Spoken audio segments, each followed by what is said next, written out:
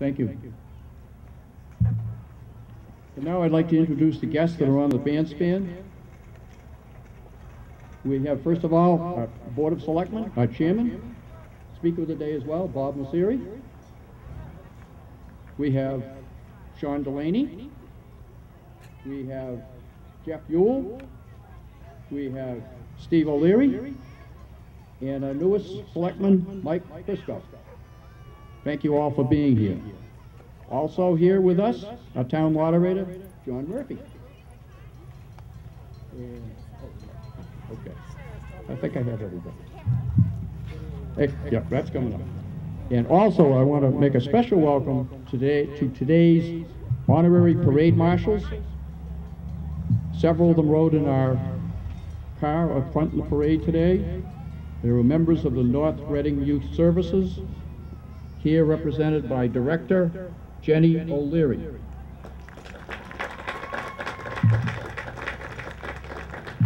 And we honor this outstanding organization in recognition of all it does to support the youth of this town as they in turn strive to become active, productive members of our community. Thank you.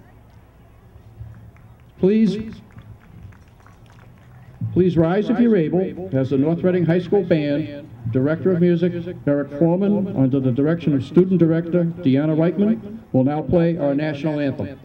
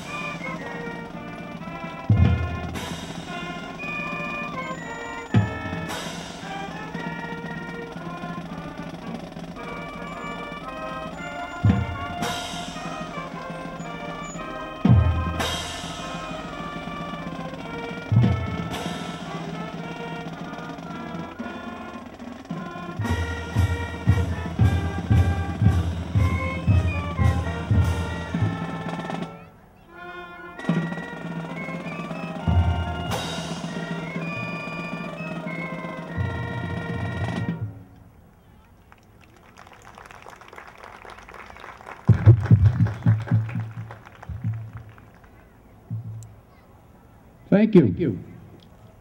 In honor of those of our residents who have served all our wars, our veterans, under the direction of Commander Jim McLaughlin, North Reading VFW Post 10874, will now place the laurel wreath on the Veterans Memorial Site. The Honor Guard will come to attention.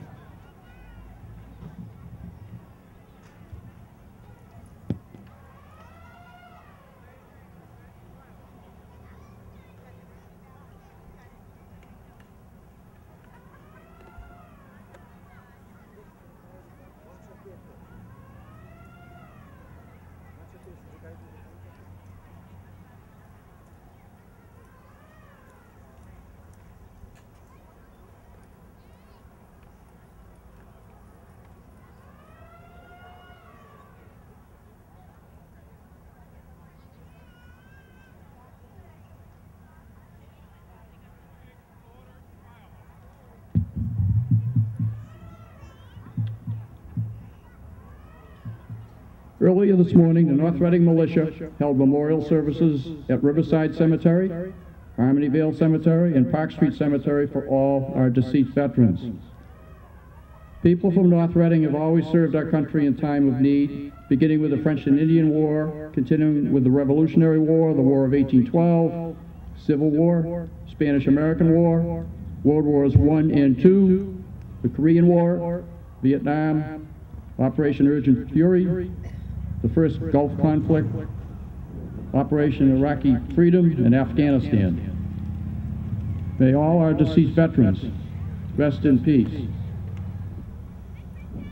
The rolls of honor situated here in the Common consist of all those residents of North Reading who went forth from this town to serve their country when called upon during the First World War, World War II, Korea, Vietnam, as well as other more recent wars and events. The roll of honor to be read this year consists of the following veterans, either residents or former residents of this town, who have passed away since last year's observance. And the deceased veterans are as follows: Edward T. Baird, Albert R. Barmby, Leo E. Borden, Jr., Harry A. Bowen, John J. Butler, Jr., C. Whitney Crawford, Joseph V. Daniels, Herbert C. Dickey, Charles E. Dillon, John J. Ganji, Ronald J. Gilboa, Frederick R. Green, Carolyn C. Grosvenor, Warren H. Jackson, George B. Jarvis, Henry E. Johnson, Bert E. Kenty, Frederick A. Keyes, Frank H. Leach, Paul R. Lombard, John P. Mangold, Edward J. McDonald, John D. McFarland, George J. McGurn, Robert E. Messenger, Stephen M. Milstein, Melvin D. Muse, Jerry Piero, Paul D. Proctor, Elwood L. Richardson, Anthony V. Ryan, Carol O. Smith, Irving L. Snyder, Augusto F. Souza, Jr., Fred C. Spracklin, Robert A. Steves, Jason H. Steinberg, Paul T. Stevens, Elmer B. Stratton, Francis J. Troy, Frederick A. Whitney, and Edward R. Whitten. May they all rest in peace.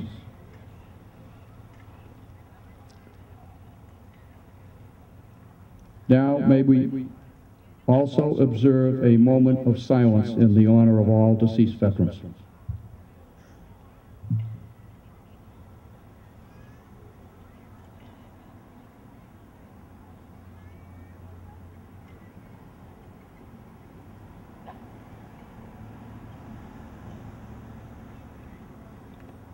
Thank you. This prayer was also with a special thought for those that are listed as missing in action. I would like now to introduce our speaker of the day, Chairman of the Board of Selectmen, Robert Messeri.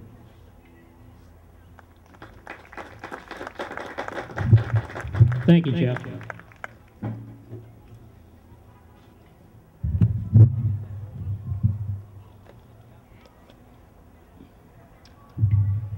On behalf of the Board of Selectmen, I welcome members of the Minute and Militia, Pastor Jonathan Del Turco, John Murphy, Sergeant Jeff Bemis, and everyone here today to our annual Memorial Day celebration. We also offer special acknowledgement to our honorary marshals, North Reading Youth Services. We gather here today to pay homage to those who gave their lives in the service of our country. They came from all walks of life with purpose and great sacrifice to defend our freedom. They fought distant lands side by side in the defense of our nation, knowing full well that many would not return. And yet, in spite of the danger, they left their families, loved ones, and the comfort of their homes to defend our freedom and way of life. Although today we are called on to remember all of our fallen heroes, I would like to call to your attention to the generation of men and women who fought and died during World War II. World War II threatened the very existence of the free world. More than 400,000 American men and women died to preserve our freedom. Today, we much too often take for granted the freedom that they fought and died for. During World War II, our nation made great sacrifices to sustain the war effort. Men and women went off to war. Those that stayed behind went to work in our factories and services that supported our war effort. Gasoline was rationed, and materials and machinery were dedicated to the war effort, making everyone a stakeholder in preserving our freedom.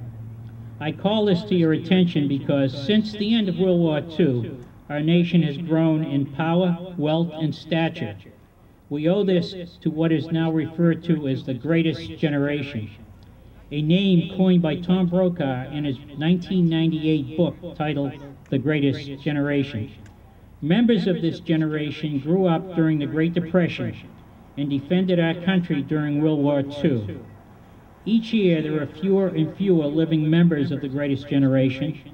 They are our fathers, mothers, grandfathers, grandmothers, great-grandfathers, and great-grandmothers. I ask that we not only remember those who died on the battlefields of Europe, Africa, and the South Pacific, but all those of the greatest generation who have passed away.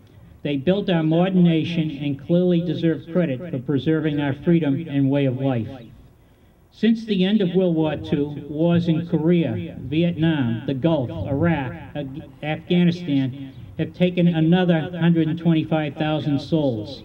And although those serving abroad and their family members have made significant sacrifices, most of us continue to live our daily lives taking for granted the freedom that we all enjoy.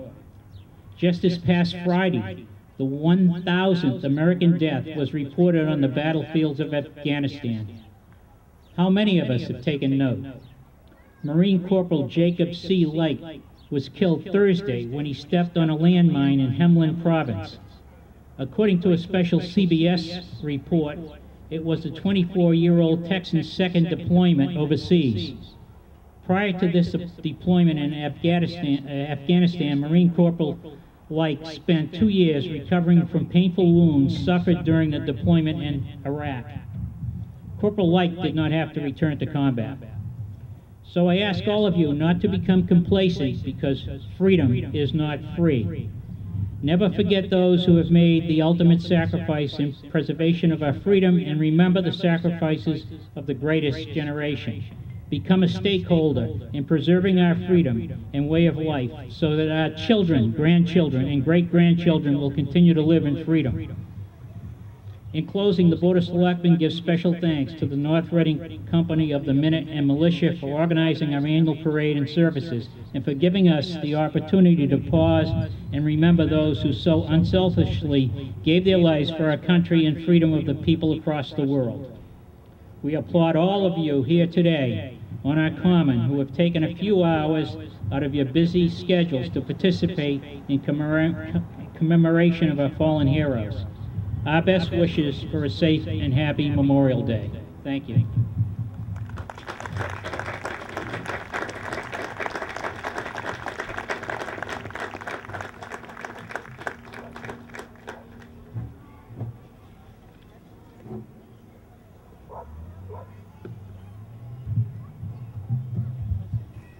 The North Reading High School Band will now play a couple of selections for us entitled The Washington Post